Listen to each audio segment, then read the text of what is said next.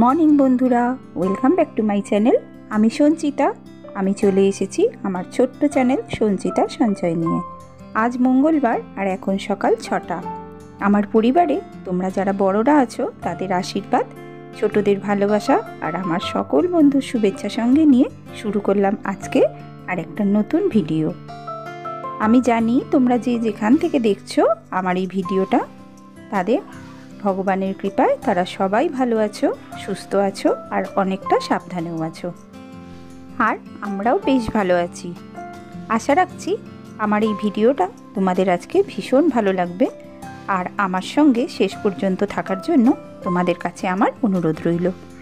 সকল থেকে আজকে আমি কিন্তু প্রতিদিনের একঘেয়েমি সংসারের কাজ চলাকালীন কিছু না কিছু এই বিশ্ব সংসার থেকে অল্প সঞ্চিত অভিজ্ঞতাগুলো আমি তোমাদের সঙ্গে শেয়ার করি।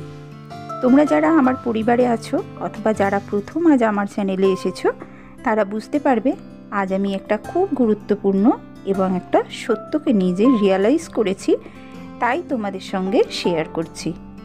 আমরা অনেক সময় দেখেছি আমরা কিন্তু সংসারের অনেক কাজ করি, কিন্তু আমাদের বিশেষ কিছু চাহিদা থাকে না। আমরা কত অল্পতে সন্তুষ্ট থাকতে শিখেছি, আর এই সন্তুষ্টি বোধটাই কিন্তু আমাদের জীবনে ভালো থাকাকে অনেকটা বেশি এগিয়ে নিয়ে যায়। আর অপরকে ভালো রাখতেও কিন্তু আমাদের অনেকটা সাহায্য করে। কি জানো তো, ভালো রাখা সবাইকে, সর্বোপরি অপরকে শেখানো যায় কিভাবে শান্তি আনতে হয় সংসারে, এবং সবার সঙ্গে মিলে মিশে শান্তিতে কিভাবে বসবাস করতে হয়।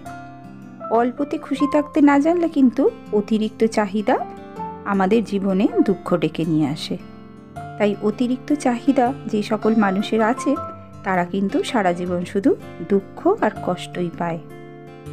অতিরিক্ত চাহিদা কিন্তু আমাদের অপরাধ করতে অনেকটা এগিয়ে দেয়, যেন না পাওয়ার আকাঙ্ক্ষা আর অতিরিক্ত পাওয়ার লোভ তাকে অপরাধ করতে অনুপ্রেরণা দেয়।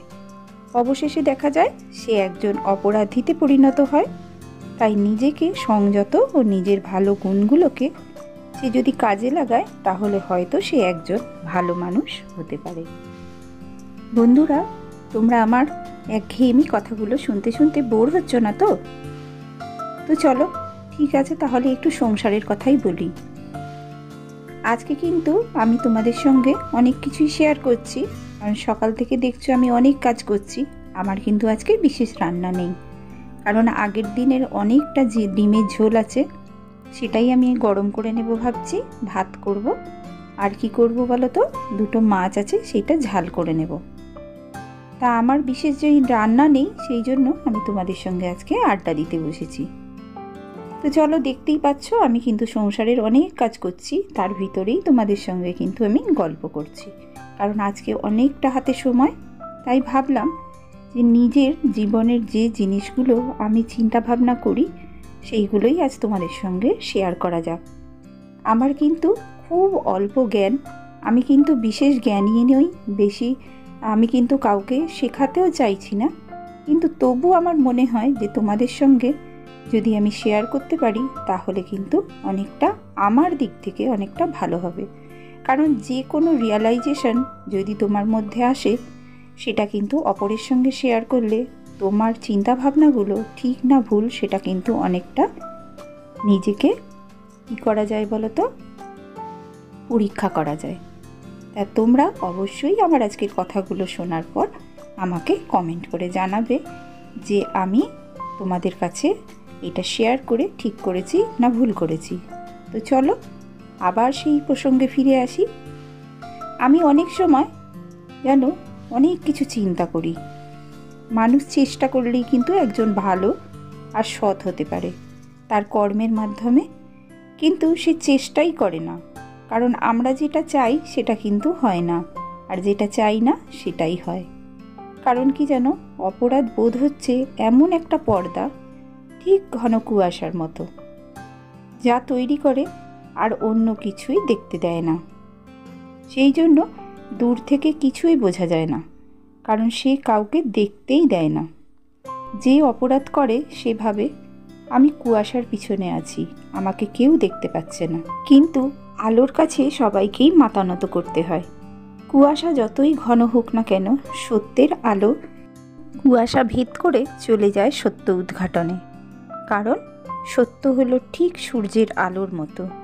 সূর্যের আলোকে যেমন ঘন কুয়াশা বা মেঘ ঢেকে রাখতে পারে না, সূর্যের কাছে মাথা নত করতেই হয়, তেমনি মিথ্যা আর অপরাধ কোনো দিন কিন্তু ঢাকা থাকে না। সেটা একদিন না একদিন প্রকাশ পেয়েই যায় সমগ্র পৃথিবীর কাছে। সেদিন অপরাধ আর অপরাধীর মুখোশটা কিন্তু খুলে পড়ে যায়। এমন কিছু বুঝি তাদের মানসিক পরিবর্তন হয়ও না তাতে। কারণ কি বলতো, অপরাধীর কাছে অপরাধ বোধটা ঠিক কচু পাতায় জল ধরার মতো, যেটা সে মনে করে তার কাছে কিছুই না। কারণ অপমান, শাস্তি, ছোট কথা, অবহেলা সবটাই তার কাছে কচু পাতায় পড়া জলের মতো, গায়ে লাগে না। কারণ মানুষের মধ্যেই পড়ে না সে। কচু পাতাতেও জল ধরে না, আর পদ্ম পাতাতেও জল ধরে না। কিন্তু দুজনের আচরণ দুই প্রকৃতির হয়।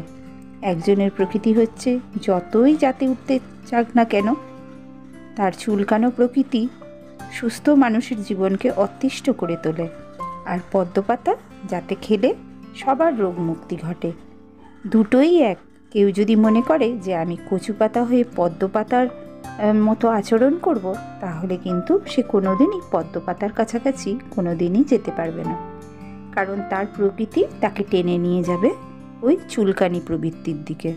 কারণ কি বলতো, কচু পাতার রস যেখানে লাগবে সেখানেই কিন্তু চুলকানি শুরু হয়ে যাবে, আর তোমার জীবনকে অতিষ্ঠ করে মারবে।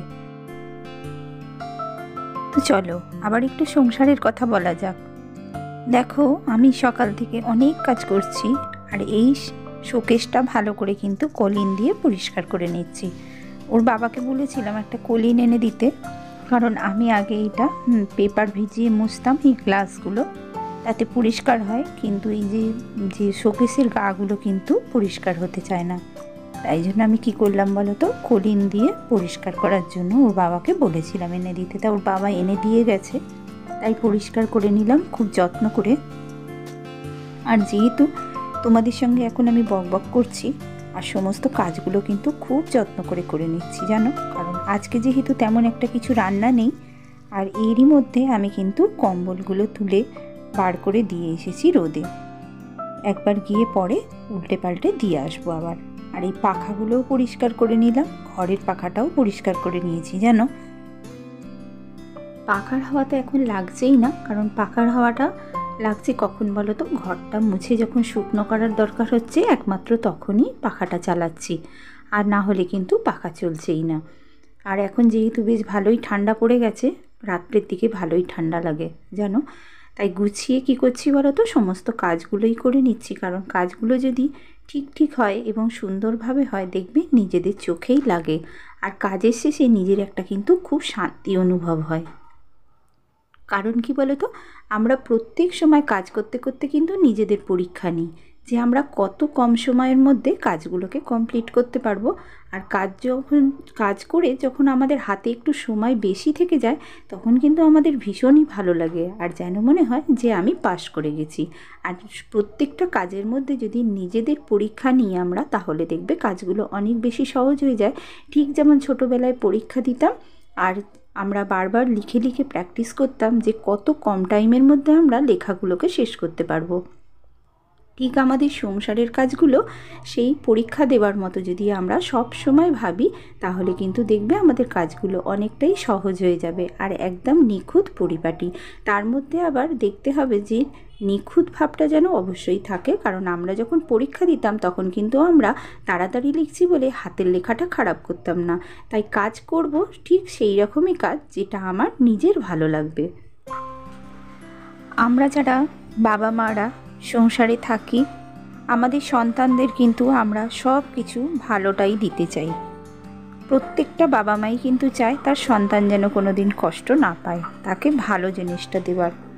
কিন্তু তাকে ভালোবাসি বলে অন্ধ ভালোবাসা নয়, তার যে সমস্ত দোষ গুণগুলো থাকে সেগুলো যদি আমরা প্রথম থেকেই তাকে ভাবাই যে তুমি এটা ঠিক করেছো আর ওটা ঠিক করোনি, তুমি কেন এইগুলো করছো, এই যদি প্রশ্নগুলো আমি তার সামনে তুলি এবং কোনটা ঠিক কোনটা ভুল তার সামনে যদি আমি মেলে ধরি এবং তাকে যদি রিয়ালাইজ করাই যে তুমি যেটা করছো সেটা ঠিক নয়, তাহলে কিন্তু একটা সন্তান যথেষ্ট ভালো হতে পারে। দেখবে অনেক সন্তানদের মধ্যে মানে বাচ্চাদের মধ্যে যারা ধরো একটু বড়োর দিকে যাচ্ছে, তাদের মধ্যে একটা প্রবণতা থাকে খেলা পাগল হয়ে যাওয়ার। মানে সবসময় খেলবো, ঠিক টাইমে পড়াশোনা করব না। তারপরে তো এখন আছে মোবাইল ঘাঁটবো, মোবাইলে গেম খেলবো, তারপরে নানান রকম রিলস দেখবো, ভিডিও দেখবো। এগুলো দেখার জন্য দেখবে অনেক বাচ্চারা মিথ্যে কথা বলে, স্কুলে যেতে চায় না, পড়াশোনা করতে চায় না, বসতে চায় না। সে জানে যে সেই টাইমটা যদি কোনোভাবে একটু অতিক্রান্ত করা যায় তাহলে আমি সারা দিনের মতো বাড়িতে এই সমস্ত বদমাইশি দুষ্টুমিগুলোই করতে পারবো। আর সেই কারণে কি করে বলো তো, বাবা মার কাছে মিথ্যে কথা বলে যে আমি এই কাজগুলো করবো বলে কিন্তু আমি বাড়িতে রয়ে গেছি। এটা কিন্তু বলে না, বলে কি বলো তো, নয় জ্বর হয়েছে, নয় পেট ব্যথা হচ্ছে, নয় মাথা যন্ত্রণা হচ্ছে। এই সমস্ত নানান রকম এক্সকিউজগুলোকে যদি আমরা মেনে নিই আর সেগুলোকে কেউ যদি ঢাকার দেবার চেষ্টা করে, তাহলে তার সন্তান কিন্তু সেই অপরাধবোধটাই কিন্তু তার মধ্যে জেগে উঠবে যে আমি যেটা বলছি সেটাই ঠিক বলছি। আর এটা যদি আমি প্রতিদিন করি তাহলে কিন্তু আমার এই প্রতিদিনের কাজ থেকে কিন্তু আমি রেহাই পেয়ে যাব।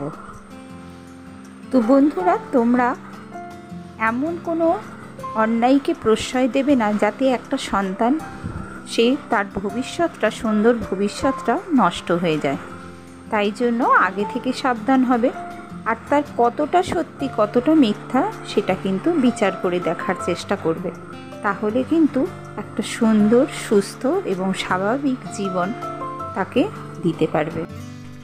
তো বন্ধুরা, তোমাদের সঙ্গে আজ বেশ কিছুটা সময় কাটাতে পেরে আমার ভীষণই ভালো লাগছে, আর আমার মনের কথাগুলো শেয়ার করতে পেরেও আমার ভালো লাগছে। আজকের ভিডিওটা তোমাদের যদি আমার ভালো লেগে থাকে তাহলে অবশ্যই লাইক, কমেন্ট ও সাবস্ক্রাইব করে দিও।